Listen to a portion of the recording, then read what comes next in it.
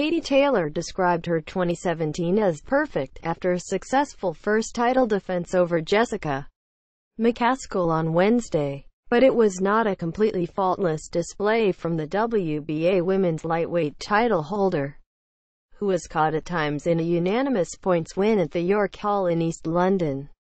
The Irish boxer had too much quality, speed and precision for her American opponent in what was another display of her fighting finesse that earned her scores of 97-92, 97-92 and 98-91. But Taylor's sixth fight of the year was perhaps her hardest yet. "This is the perfect end to a perfect year," said Taylor. "It's probably the toughest fight of my career. I was expecting that because she's a tough opponent and I expected it. I thought I boxed well on the outside because I knew she was tough." Quote, McCaskill, 5-2, 3 KOs, felt the scores did not reflect how close she pushed Taylor.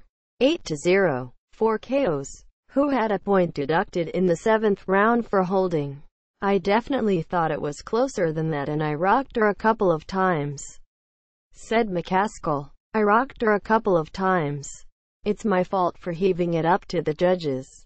I thought Katie ran a lot and pot-shotted a lot." Quote, on the agenda for Taylor in 2018 will surely be a first appearance in her native Ireland, and there are some exciting potential matchups against the likes of Chantel Cameron, 5-0, 4 KOs, and Natasha Jonas, 3-0, 3 KOs, who are both from England. American Michaela Mayer, 3-0, 2 KOs, or with rival world champion Delphine Persoon, 39-1, 16 KOs. Belgium's WBC title holder. Taylor's ultimate goal is to unify the titles by beating her rival world champions. That fighting in Ireland has always been on the radar, and this sets me up for big 2018, said Taylor. Katie Taylor looks on as Jessica McCaskill goes to the floor during their WBA lightweight world championship bout. Tim Good, PA Images, via Getty Images. "I want to unify the division and be involved in the biggest fights possible. This is what I was born to do. I was created to box, and every time I step in here I know this is what I was supposed to do. I live the life of my dreams and I'm so grateful for that. Whoever has got the other belts, the WBC, the IBF, the WBO, I want them all really. I want to make history in this sport." Quote, there has also been speculation about Taylor fighting American Holly Holm, the 36-year-old UFC fighter from Albuquerque who had a successful boxing career until 2013. But Holm, 11-3 MMA, 4-3 UFC, 33, the 3rd of February 33, 9 KOs boxing, who is in UFC action on deck, 30, has recently said she has no interest in swapping the octagon for the ring. Taylor, one of the biggest global names in women's boxing, only won the WBA belt with a unanimous points win over Argentina's Inahi Sanchez for the WBA belt on October 28. The 31-year-old, who is from Bray in Ireland but trains in Connecticut, made a composed start and was able to land a few combinations on target as McCaskill struggled to get a foothold in the contest. McCaskill, 33, who works in an investment bank in Chicago by day and trains in the evenings, could not cope with the speed of Taylor's punches before the Irishwoman darted out of range. But McCaskill was able to land a left hook at close range in the second, and she was successful again in the third with a left during a furious exchange. McCaskill upset Taylor's rhythm in the third round, when the Irishwoman was warned by referee Howard Foster for holding early on. Taylor had more space to throw combinations in the fourth as she tried to avoid getting drawn into any toe-to-toe exchanges. Taylor was brilliant in the fifth. McCaskill walked forward with intent, looking to land with big hooks, but was continually picked off by the fast hands of Taylor, usually with single right hooks. But in the sixth, Taylor had a minor crisis when she was wobbled by a left hand Katie Taylor. Stephen McCarthy, Sportsfile via Getty Images.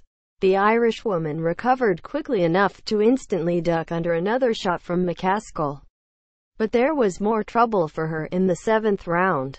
After being warned by Foster for holding in the 3rd round, Taylor lost the 7th after she was docked a point for holding and hitting McCaskill. There did not seem much in it after the point deduction.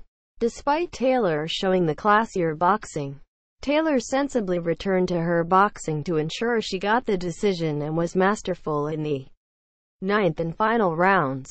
On the undercard, Conor Benn, son of former world middleweight and super middleweight champion Nigel, looked fortunate to earn a 57-54 points verdict over Cedric Peynaud in a seesaw 6-round welterweight bout. The England-born boxer, who was raised in Australia, had stopped 8 of his previous 10 opponents after turning professional with little amateur experience in April 2016 and was expected to improve his record against his French opponent.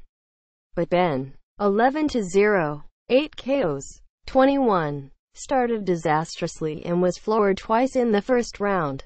Benn was floored by a straight right after being caught square-footed in the 1st minute of the 1st round and then again later in the round. Peynaud, 5-5-3, 3 KOs, 31, had another good round in the 2nd in a thrilling slugfest, before Benn came storming back in the last 2 rounds. Benn sent the Paris boxer tumbling from a right hook in the 5th round for a count and then scored another knockdown in the 6th and final round with a classy right hand to the chin. "The only thing I showed in that was heart. I don't know what happened, but I'm only 21 and I will learn from it," said Benn. "I've got a lot of learning to get to the higher levels." Quote, Benn's stablemate Martin J. Ward stopped Julie Guyner in the 6th round to lift the vacant European super featherweight title and move closer to the world's elite.